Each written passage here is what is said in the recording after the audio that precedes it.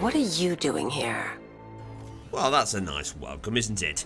Actually, I'm here to take another look at the Dark Knight, thanks to the updated release and the Arkham Collection, which includes the previous re-releases and updated versions, well, new versions anyway, of both Arkham Asylum and Arkham City, and they fell significantly short of expectations.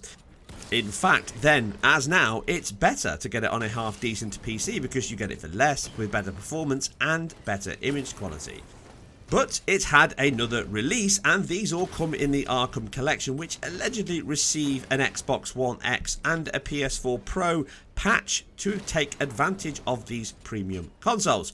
So how good is it? Well, I'm going to answer that question by diving into the latest patch on both the X and the Pro. 1.14 it is on the PS4 Pro and whatever long number it is on the X. Now, I haven't bought the Arkham Collection, there's no point, and I'm pretty sure that the previous releases of Arkham City and Arkham Asylum are still as bad as ever, along with that 30 FPS cap that's been subsequently introduced.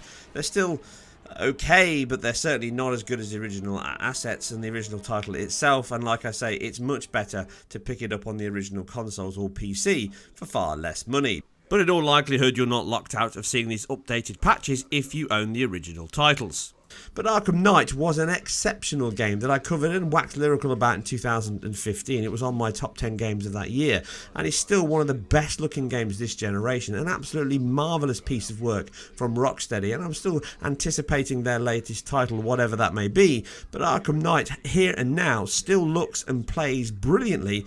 Even if some people didn't like the Batmobile and some of the puzzles were a bit poor, I still liked the game and thought it performed very well indeed. And it's still an impressive title to look at even now, as you can see from the footage here. So what do these impressive patches actually add?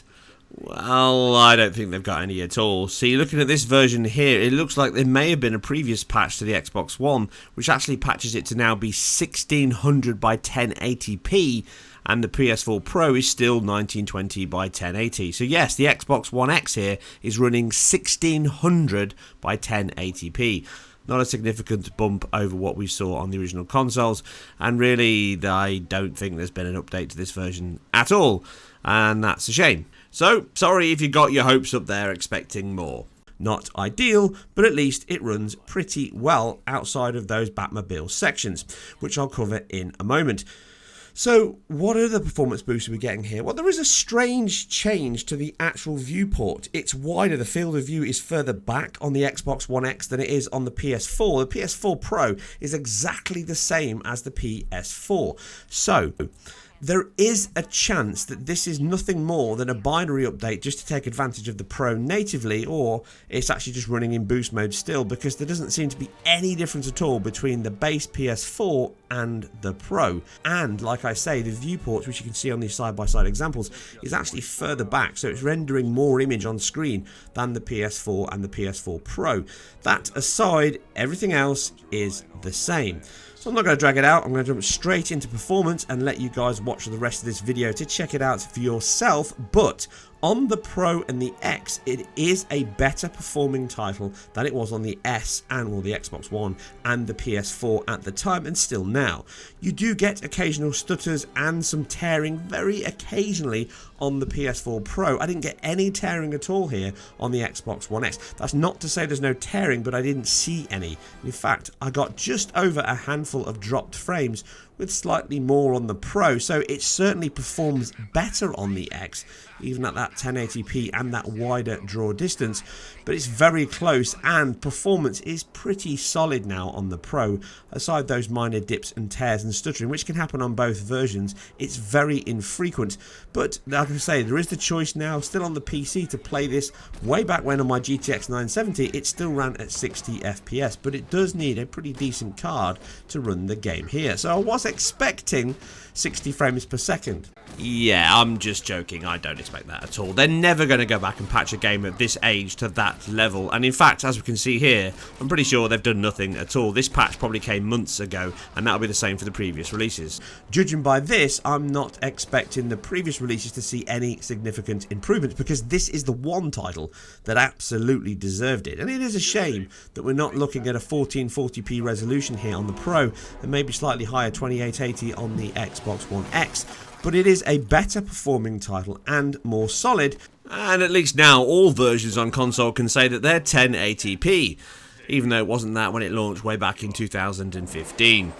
Image-wise, the biggest letdown is the specular aliasing and the anti-aliasing itself. It still jitters and shudders, and there's lots of movement and sub-pixel shimmer, and the specular aliasing is very strong across the board, with a distinct lack of temporal anti-aliasing. When you jump back to this game, it looks absolutely incredible still, but that's the one area that really lets it down and shows just how much this generation has evolved in terms of image quality, even at 1080p. But that's it for now. If you want to see more frame rate analysis, you can watch the rest of this footage, and if you like what I do, remember I'm completely self-funded and I'm independent, so if you can help, share where appropriate, subscribe to the channel, follow me over on Twitter, and if you can, spare any pounds or dollars on my Patreon link below. I'll be back very soon with far more footage of a hardware review and some retro analysis, but for now, like the bat, I'm gonna fly. I'll catch you on the next one.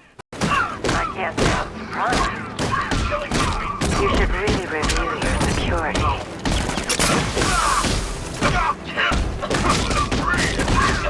I've seen trees with faster reflexes. Look who it is. I can't say I'm surprised. You should really review your security.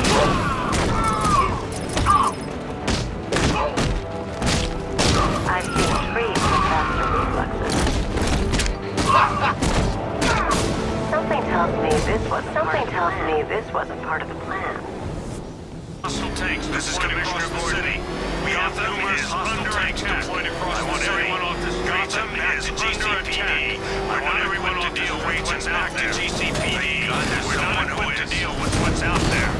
Thank God there's someone who is.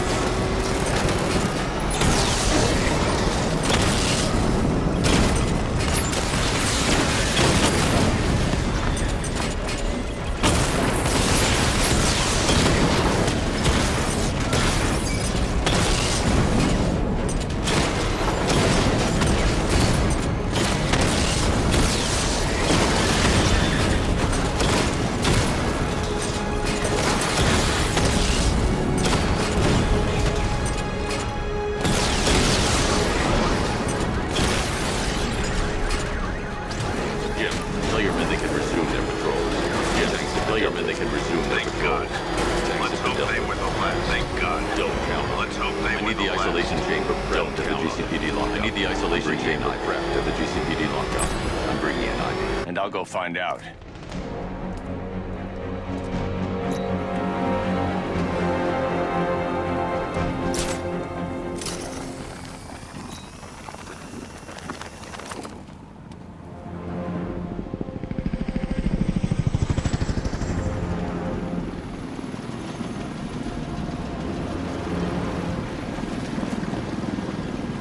Oracle, whoever this guy is, he's assembled an army. I need a name. All right.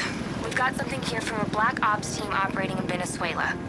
They discovered a hidden training facility housing soldiers bearing the same insignia. There's nothing but speculation on their commander, though. The only thing sources agree on is his name. The Arkham Knight. The Arkham Knight?